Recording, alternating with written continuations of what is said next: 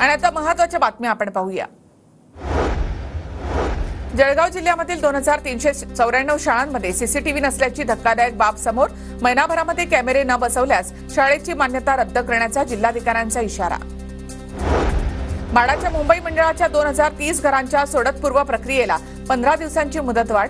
अर्ज विक्री स्वीकृतीला अद्यापही चांगला प्रतिसाद नसल्यामुळे निर्णय। विविध प्रकल्पांमधील शिल्लक राहिलेल्या 902 घरांच्या विक्रीसाठी सिडकोकडून योजना जाहीर। घरांच्या किमती 20% कमी करण्याचा निर्णय।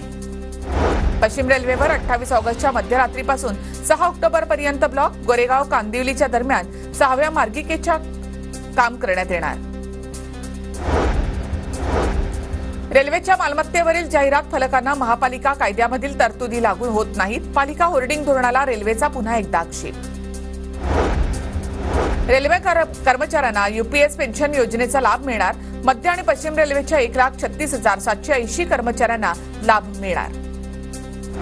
कोकण रेल्वेच्या गाड्यांची गती मंदावली। पावसाळी वेळापत्रकामुळे सुमारे 32 अतिजलद रेल्वे गाड्यांचा वेग मंदावला। मात्र अतिजलद रेल्वे गाडीच्या नावाखाली विनाकारण अतिरिक्त शुल्क घेणं मात्र सुरूच। मुंबई पालिका अधिकारी कर्मचाऱ्यांच्या भत्त्यांमध्ये वाढ। 7व्या वेतन आयोगानुसार सुधारित वेतन श्रेणी लागू होत असताना आयुक्त भूषण गगराणी यांच्याकडून विविध भत्त्यांमध्ये वाढ करण्यास प्रशासकीय मंजुरी।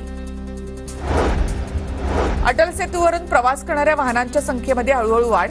गेल्या 7 महिन्यामध्ये अटल सेतूवरून 50 लाख वाहनांची वाहतूक। पिंपरी चिंचवड शहरामधील वाहतूक कोंडी सोडवण्यासाठी शहरामध्ये अवजड वाहनांवर बंदी। कच्चा माल तयार, उद्योजक उत्पादक त्रस्त। पुणे शहरामध्ये खड्डे बुजवण्यासाठी विशेष मोहीम। गणेशाच्या आगमनापूर्वी खड्डे बुजवण्याच्या आयुक्त डॉक्टर राजेंद्र भोसले यांच्याकडून पथक विभागाला आदेश।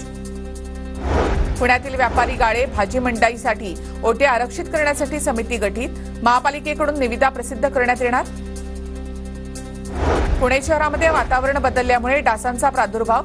शहरामध्ये रुग्णसंख्येमध्ये वाढ। आरोग्य विभागाकडून नागरिकांना सतर्कतेचा इशारा। पिंपरी चिंचवड शहरामध्ये डेंग्यूच्या 93 रुग्णांची नोंद। चिकनगुनिया रुग्णांच्या संख्येतही वाढ, तर 5 जणांना झिकाची लागण। वैद्यकीय विभागाच्या सर्वेक्षण अधिकाऱ्याची माहिती। नागपूरसह राज्यावर चिकनगुनियाचं सावट। मागील वर्षाच्या तुलनेमध्ये यंदा चिकनगुनियाची रुग्णसंख्या तिपटीपेक्षा जास्त। यंदा 1744 चिकनगुनिया रुग्णांची नोंद। आरोग्य यंत्रणा अलर्टवर।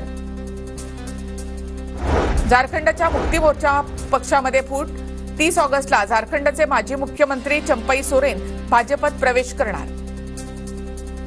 जम्मू काश्मीरमध्ये काँग्रेस आणि नॅशनल कॉन्फरन्सचं जागा वाटप जाहीर। काँग्रेस 32, नॅशनल कॉन्फरन्स 51, तर सीपीआयएम आणि पॅन्थर पक्षाला प्रत्येकी 1 जागा।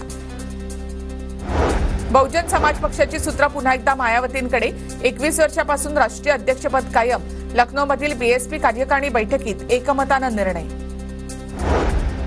युट्यूब युजर्सना झटका। देशात युट्यूबचे प्रीमियम प्लॅन्स महागले।